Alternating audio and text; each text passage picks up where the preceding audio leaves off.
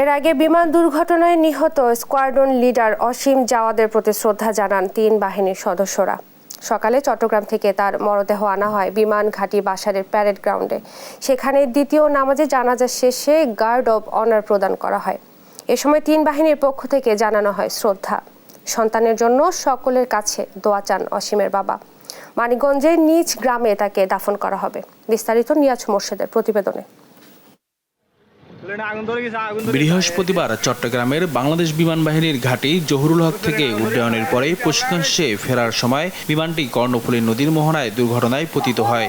এই ঘটনায় মৃত্যু হয় স্কোয়াড্রন লিডার অসীম জাওয়াদের। শুক্রবার সকালে তার মরদেহ আনা হয় ঢাকা সেনানিবাসের বিমান ঘাঁটি বাসারের প্যারেড গ্রাউন্ডে।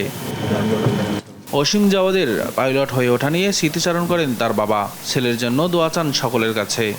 সিকিউরিটিহীন চাকরি, ফ্লাই করবে, দেশের জন্য ফ্লাই করবে, তবু আমি দিয়েছি। ওর আম্মা যথেষ্ট না করেছে আমাকে, কিন্তু আমি ওর যেটা আগ্রহ আমি সেটাকে সম্মান করে ওকে আমি দিয়েছিলাম।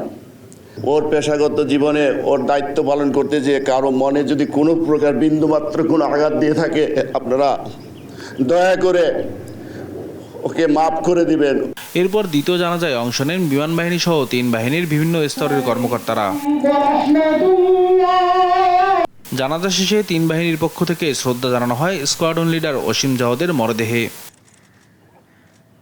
শ্রদ্ধা নিবেদন শেষে মরদেহ প্যারেড সহকারে ধীর গতিতে লাশবাহী গাড়িতে তোলা হয়। এ সময় কান্নায় ভেঙে পড়েন তার সহকর্মীরা।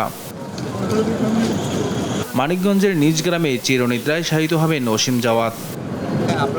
নিয়াজ মোর্শেদ, দেশ টিভি, ঢাকা।